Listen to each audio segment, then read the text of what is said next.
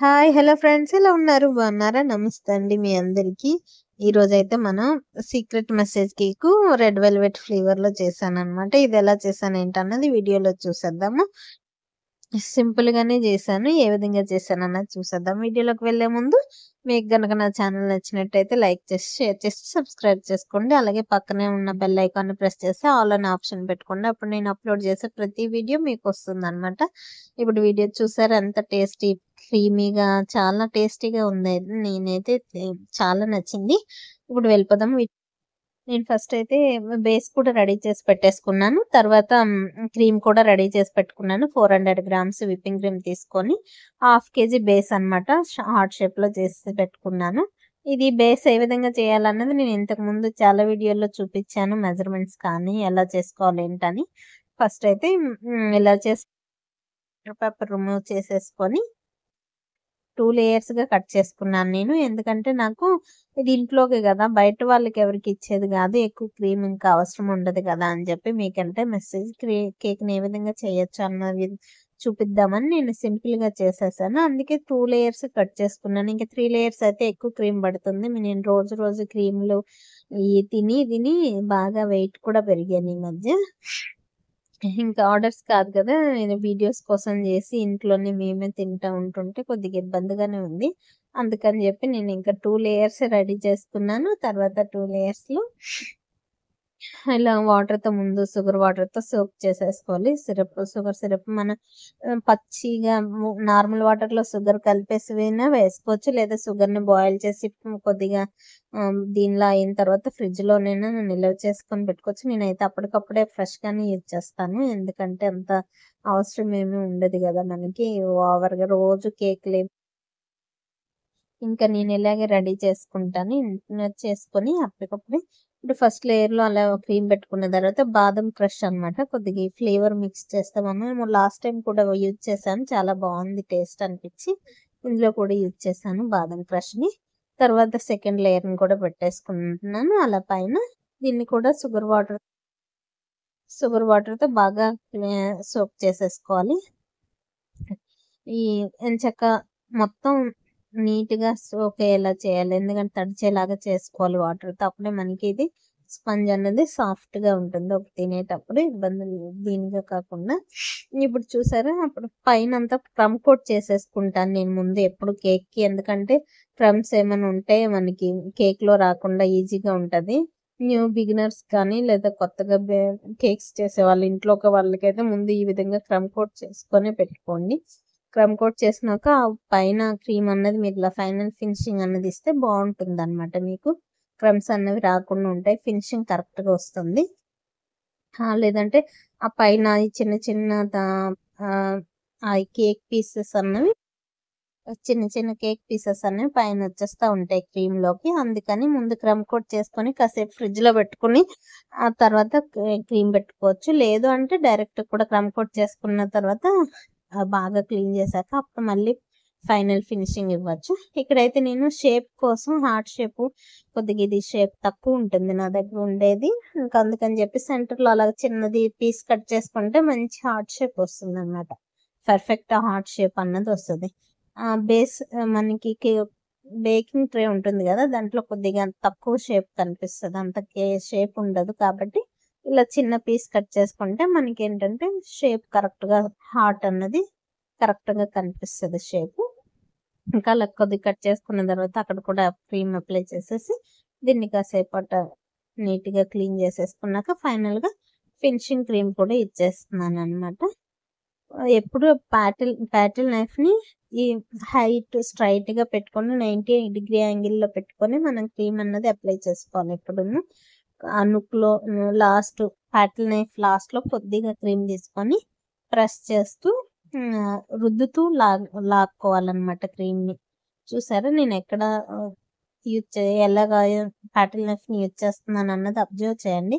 కొత్తగా బేకింగ్ చేసే వాళ్ళకైతే ఇది చాలా ఇంపార్టెంట్ అనమాట. ఇదే కదా ఫినిషింగ్ పాయింట్ అన్నది. చూడండి పాటిల్ నైఫ్‌ని ఏ విధంగా యూజ్ చేస్తున్నానో అబ్జర్వ్ చేయండి. తర్వాత ప్రెస్ చేస్తూ రుద్దుతూ పైకి లేపుకోవాలనమాట. ఒకేసారిగా పైకి లేపకూడదు. ప్యాటర్న్ నైఫ్ని తీయకూడదు, ఎందుకంటే అది మనకి క్రీమ్తో పాటు కేక్ను కూడా తీసుకొచ్చేస్తుంది. అది అతుక్కొని ఉంటుంది కదా కేక్ క్రీము, ఆ జిగురు అన్నది, అందువల్ల కేక్ ఊడి పైకి వస్తుంది. అందుకని చెప్పి ప్యాటర్న్ నైఫ్ని రుద్దుతూ పైకి లేపాలి. ఈ చూసారా అక్కడే 2-3 టైమ్స్ రఫ్ చేస్తున్నాను. ఆ విధంగా చేసుకుంటే మీకు ప్యాటర్న్ నైఫ్ అనేది ఈజీగా పైకి వచ్చేస్తుంది అనమాట. లేదంటే అతుక్కుని ఉంటుంది అక్కడే. మీరు గట్టిగా కొద్దిగా శక్తిని ఉపయోగించి లాగారంటే పూర్తిగా వచ్చేస్తుంది బయటికి. క్రీమ్ ఇంతా పెట్టిన కేక్ అంతా వేస్ట్ అయ్యింది. ఇలా కాకుండా ఇలా నీట్గా వీడియోలో చూపించే విధంగా చేసుకోండి. ఇదైతే నేను ఊరికి అలా చేశాను కేక్ని, అంటే వీడియో కోసం. ఈరోజు ఏమీ స్పెషల్ లేదు, చాలా రోజులు అయిపోయింది కదా చేయలేదు ఈ మధ్య కేకులు ఏమీ. ఇంకా సరేలే అని చెప్పి ఈ కేక్ చేసి పెడదాము ఈరోజు వీడియో అని చెప్పి తీశాను. మీకు కనుక నచ్చినట్టయితే లైక్ చేసి, షేర్ చేసి, సబ్స్క్రైబ్ చేసుకోండి. ఇక్కడ చూడండి, నేను అది జిగ్జాగ్ స్క్రాపర్ని వాడి సైడ్ను కూడా టీక్ చేసేసాను అనమాట. ఇలా పెట్టే స్క్రాపర్ని యూజ్ చేస్తే కొద్దిగా ఫ్రీగా నీట్గా అయిపోతుంది సైడ్ ఎడ్జెస్ అన్నది. ఇప్పుడు పైన కూడా ప్యాటర్న్ నైఫ్తో నీట్గా చేసేసుకున్నాను. ఇంకా ఎడ్జెస్ అన్నవి నీట్గా ఫినిషింగ్ ప్రతిసారి ప్యాటర్న్ నైఫ్ అన్నది క్లీన్ చేసుకోవాలి. మనకి ఆ బౌల్ ఉంది కదా, బౌల్ ఎడ్జ్లో క్లీన్ పెట్టేసుకోవాలి. ప్యాటర్న్ నైఫ్ని కరెక్ట్గా వాడకపోతే మనకి కేక్ అన్నది ఫినిషింగ్ బాగా రాదనమాట. చూసారా, heart shape correct perfect shape కనిపిస్తుంది. ఇలా చేసినాక మనకి ఎక్కడైతే క్రీమ్ తక్కువ అనిపిస్తుందో అక్కడక్కడ మళ్ళీ కొద్దిగా రాసుకొని మళ్ళీ స్క్రాపర్తో కానీ ప్యాటర్న్ నైఫ్తో కానీ క్లీన్ చేసేసుకొని మళ్ళీ ఒకసారి నీట్గా ఫినిషింగ్ చేసేసుకోవాలి. చూడండి, ప్యాటర్న్ నైఫ్ని నేను ఒకసారి ఆ చివరి నుంచి చివరి వరకు కంప్లీట్గా లాక్కూడదు అనమాట. ఇలా లాగి ఆ లాస్ట్లో కొద్దిగా హైట్ ఎడ్జెస్ వరకు లాగకుండా తీసేయాలి. అలా కానీ లాగేసామంటే వచ్చేసింది చూసారా క్రీమ్ అంతా పైకి, ఆ విధంగా అవుతుంది అనమాట. కాబట్టి ప్యాటర్న్ నైఫ్ని మనం ఏ విధంగా ఉపయోగిస్తే మనకి కేక్ అంత ఫినిషింగ్ అన్నది బాగా వస్తుంది. కొత్తగా బిగినర్స్ అయితే కొద్దిగా కష్టంగా ఉంటుంది కాబట్టి వాళ్ళ కోసం ఇది చెప్తున్నాను. ఎంత స్లోగా సింపుల్గా చేయడానికి ట్రై చేస్తే అంత బాగా వస్తుంది మీకు ఫినిషింగ్. అప్పుడు మీరు కూడా మంచి కేక్ ఆర్టిస్ట్ అయిపోతారు అనమాట. కేక్ పైన మనకి నచ్చిన డిజైన్స్ వేసేయగలరు, ఈజీగా చేసేయగలరు. ఇలా చేసుకున్న ఇది కాసేపు ఫ్రిడ్జ్లో పెట్టేస్తాను. తర్వాత ఈ మెసేజ్ ఏంది ఏ విధంగా తయారు చేయాలన్నది చూపిస్తాను. ఫస్ట్ అయితే ఒక బటర్ పేపర్ తీసుకున్నాను. తర్వాత కొద్దిగా ఆ కేక్ సైజుకి సరిపడగా ఫౌండెంట్ని ఒక రెక్టాంగిల్ షేప్లో కట్ చేసుకున్నాను అనమాట. మనకి ఆ కేక్ డ్రైప్ ఎంత హైది ఉందో పొడవు అన్నది అందరిని బట్టి నేను అది కట్ చేసుకుని ఫౌండెంట్ దానిపైన ఇది ఎడిబుల్ పెన్ అనమాట. ఎడిబుల్ పెన్స్ మనకి మార్కెట్లో కేక్ రా మెటీరియల్ దొరికిన ప్రతి చోట ఉంటాయి అన్నమాట. ఇలా తీసుకొచ్చి దానిపైన మనం ఏ మెసేజ్ రాయాలనుకుంటే అది రాయొచ్చు. నేనైతే వెల్కమ్ టు మై లైఫ్ అని రాశాను. ఆ పైన మనం చాక్లెట్ గార్నిషింగ్ కోసం పేపర్ నేనైతే ఆ పేపర్ని యూజ్ చేశాను, ఎందుకంటే కొద్దిగా అదే బెటర్ ఉంటుంది. లేదా పాలిథిన్ పేపర్ లాంటివి కొద్దిగా స్ట్రాంగ్గా ఉండే వాడచ్చు, కానీ నేను అదైతే వాడలేదు. ఇదే నేను బెస్ట్ అని చెప్పి ఇదే వాడాను. అలా కట్ చేసుకొని పెట్టుకోవచ్చు. ఈ మెసేజ్ ప్లేస్లో మీరు ఏదైనా మెసేజ్ యూజ్ రాసుకోవచ్చు. Welcome to my life, happy anniversary, happy wedding day, నేతో హ్యాపీ బర్త్డే, స్పెషల్గా ఏమైనా సర్ప్రైజ్గా చేయాలన్నా కూడా చేయొచ్చు అనమాట. ఇలాగా కస్టమైజ్ చేసుకుంటే బాగుంటుంది. నేను ఫస్ట్ అటువైపు పెట్టాను, కానీ ఇటువైపు నుంచి ఇలా లేపితే బాగుంటుంది కదా అని చెప్పి మళ్ళీ ఇటువైపు చేంజ్ చేశాను అనమాట. చూడండి, క్రీమ్ని మళ్ళీ పైనుంచి కొద్దిగా వేసేసుకోవాలి. క్రీమ్ని మళ్ళీ పైనుంచి వేసుకొని బాగా స్ప్రెడ్ చేసుకొని ఇది కూడా ఫినిషింగ్ కరెక్ట్గా తీసుకోవాలన్నమాట. ఇప్పుడు సెకండ్ టైం కొద్దిగా క్రీమ్ ఎక్స్ట్రానే పడుతుంది ఇలాంటి కేకులకి. కొద్దిగా కస్టమైజ్డ్ కేక్ అనేసరికి చూసారా అక్కడ